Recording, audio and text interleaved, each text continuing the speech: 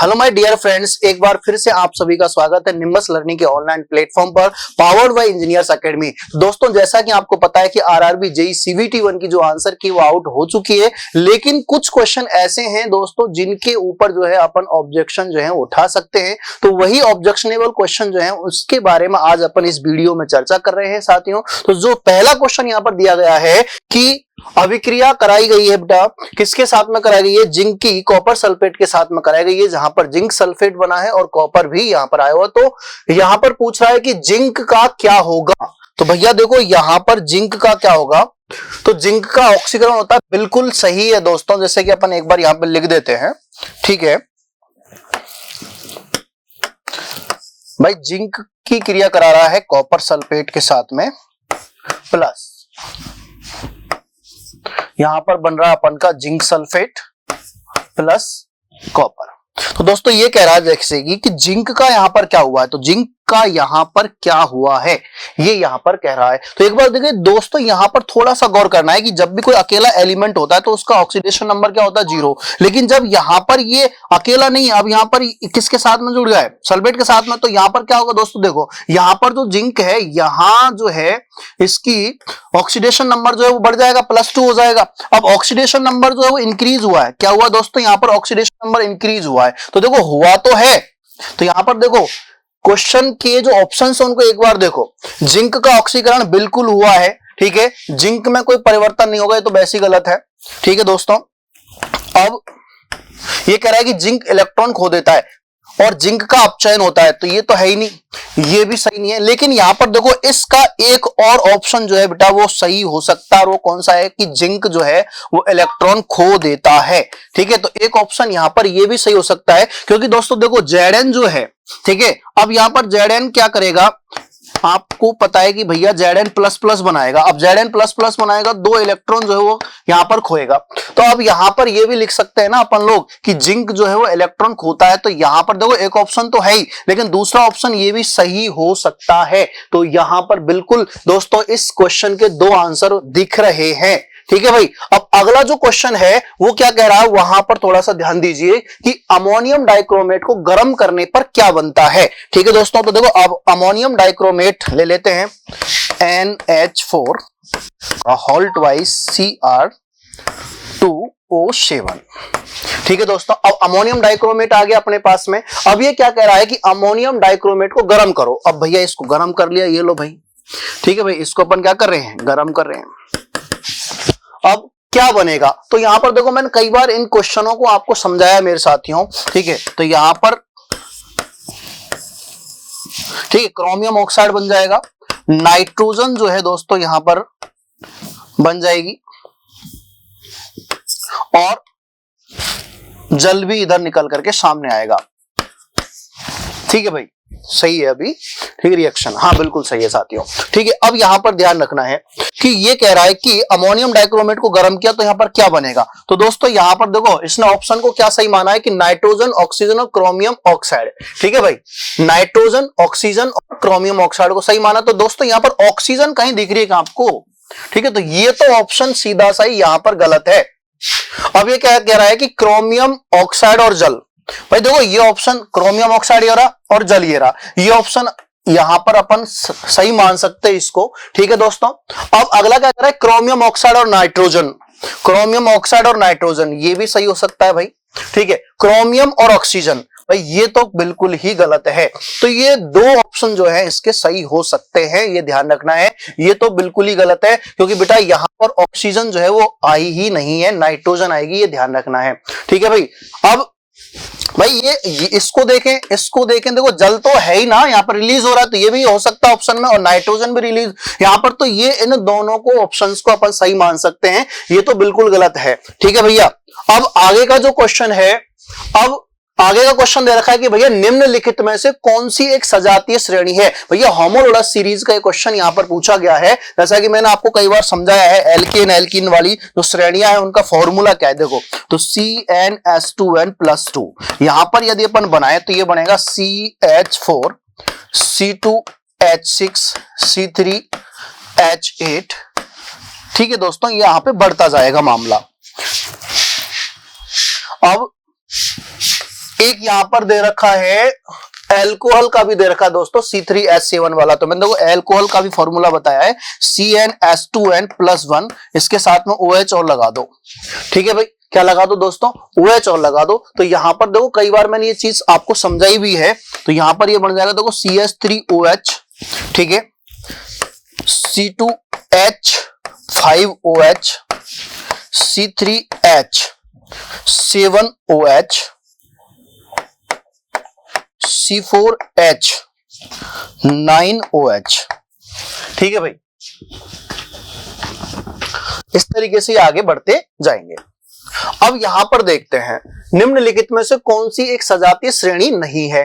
भैया कौन सा जो ऑप्शन है वो यहां पर नहीं पूछ रहा, ये ध्यान रखना है। तो देखो CH4, C2H6, C3H8, C4H10, ठीक है। यहां पर यदि अपन देखें तो दोस्तों CH4, ठीक है भाई, मैंने आपको बताया था मेथेन, CH4, एथेन, ठीक है भाई, फिर प्रोपेन, फिर ब्यूटेन, मतलब ये एक सजातीय श्रेणी का है, ये ध्यान रखना है, ये सजातीय श्रेणी है, ये सजातीय श्रेणी है।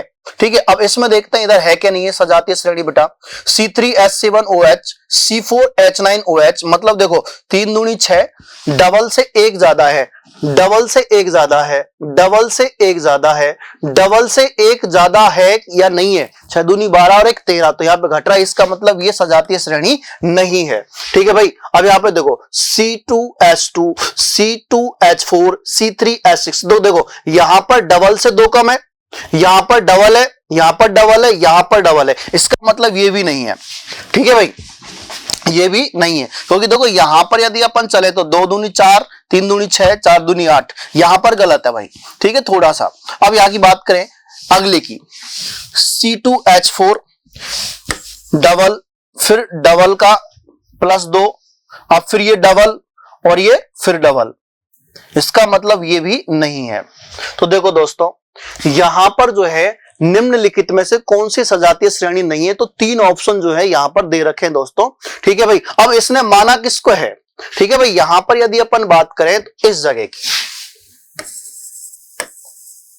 ठीक है भाई, अब सीधी सी कहानी यही है दोस्तों, तो यहां पर जो ऑप्शन है सजातीय श्रेणी नहीं है, वो ये भी नहीं है, ये भी नहीं है, और ये जो दे रखी है ये भी नहीं है। ठीक है, अब गुरुजी ये भी ऑप्शन इसके हो सकते हैं। ठीक है, तो ऑब्जेक्शन बेटा यहां पर भी उठ सकता है, ये ध्यान रखना है। ठीक है, हाँ, लेकिन यहां पर एक चीज ध्यान रखना था दोस्तों आपको, यदि ये देता कि निम्नलिखित में से कौन सी सजातीय श्रेणी है, नहीं को हटा देता तो ये ऑप्शन सही था, एकदम राइट था। समझ भाई दोस्तों इसकी कहानी क्या है? ठीक है, तो ये ऑप्शन जो था एकदम राइट था, लेकिन नहीं है तो ये तीनों है भाई ऑप्शन के अंदर, तो ये तीनों ही ऑप्शन सही हो सकते हैं, लेकिन माना किसको है? इसको। ठीक है, तो ये भी एकदम ऑब्जेक्शन इस पर उठ सकता है दोस्तों। अब आगे की बात करें कि एक कांच के बीकर में पानी में डूबी एक पेंसिल पर विचार कीजिए, यदि पानी के स्थान पर केरोसिन या तारपीन डाल दिया जाए। मतलब एक बीकर ले लेते हैं अपन लोग, ठीक है भाई, इसमें यहां पर भरा हुआ है पानी। अब ये कह रहा है कि इसमें एक पेंसिल डूबी हुई है, तो भैया पेंसिल को डूबो दो।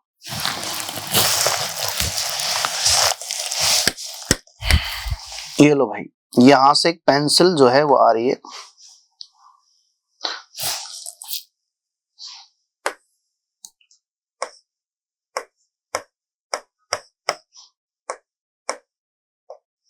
ये कुछ इस तरीके से आपको दिखेगी।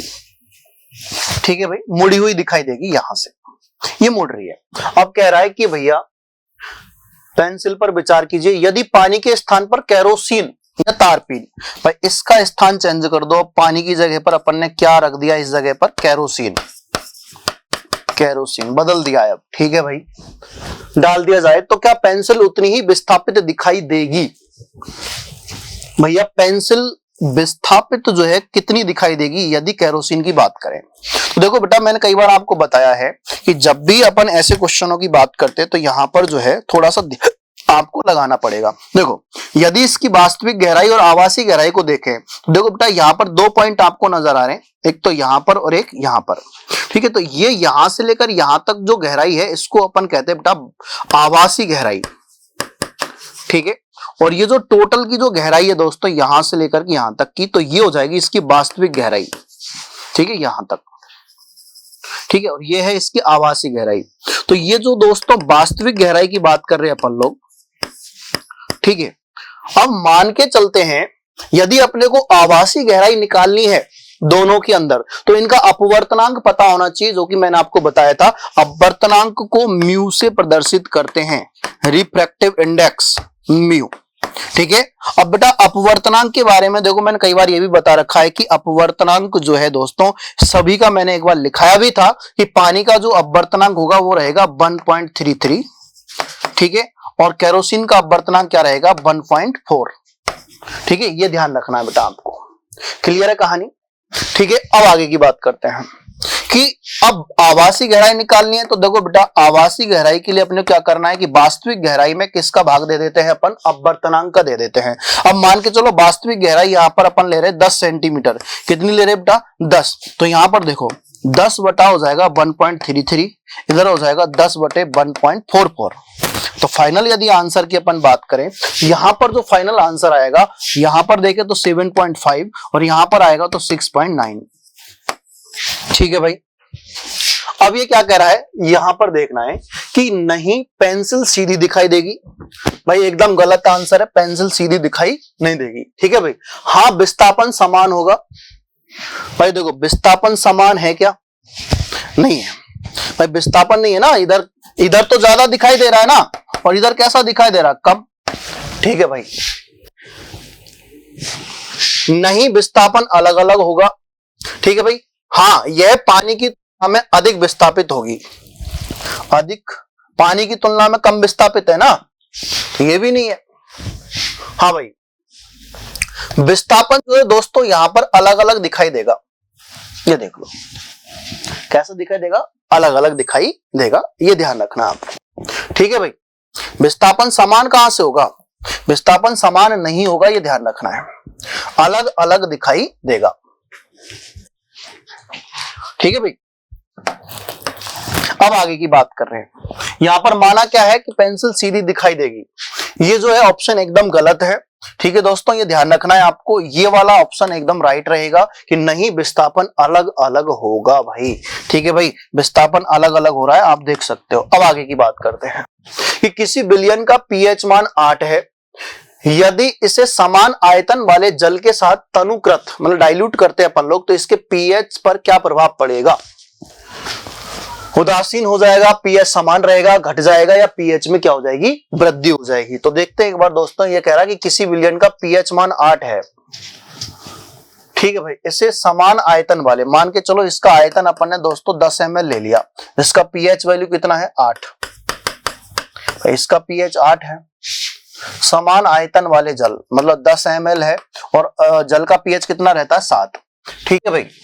जल का पीएच वैल्यू 7 के साथ डाइल्यूट किया जाता है, तो इसका बेटा एवरेज पीएच निकाल लो, जिसका फॉर्मूला अपन ने बता ही रखा आपको, B1 pH1 plus B2 pH2, इन दोनों के वॉल्यूम को जोड़ दो नीचे, तो क्या आएगा देखते हैं, 10 × 8 हो जाएगा प्लस 10 × 7 अपॉन 10 प्लस 10, तो यहां पर आ गया आपके 80 प्लस 70 अपॉन 20, टोटल 150/20, काट दो इनको, 15/2, 7.5 के करीब आया पीएच। अब ये क्या कह रहा है देखो इधर कि किसी विलयन का पीएच 8 है, यदि समान आयतन वाले जल के साथ में इसको मिलाया जाता है तो इसके पीएच पर क्या प्रभाव पड़ेगा, उदासीन मतलब 7 रहेगा, बिल्कुल गलत आंसर है, ध्यान रखना है। 7 क्यों रहेगा भाई, इधर देख लो आप, पीएच समान रहेगा, बिल्कुल गलत है, पीएच घट जाएगा, एकदम राइट आंसर है, पीएच में वृद्धि होगी, हाँ भाई घट रहा है, वृद्धि नहीं होगी, ठीक है। तो ये ध्यान रखना है, इसका राइट आंसर ये माना जाएगा। इस पे भी जो ऑब्जेक्शन जो है दोस्तों आप ले सकते हो। तो साथियों अभी तक जो मैंने क्वेश्चंस देखे हैं उनके अंदर यही क्वेश्चन मेरे को ऑब्जेक्शन के लिए लगे दोस्तों कि इन पर अपन ऑब्जेक्शन उठा सकते हैं। तो साथियों पक्का जरूर से जरूर इन क्वेश्चनों पर आप ऑब्जेक्शन ले सकते हैं, ठीक है भैया, ठीक है। अभी मिलते हैं दोस्तों अगली वीडियो में और क्वेश्चनों के साथ में, यदि मेरे को कोई मिलते हैं। थैंक यू दोस्तों। If you really like the video, please hit the like button, share the video, subscribe to our YouTube channel and press the bell icon for the latest updates. Thank you.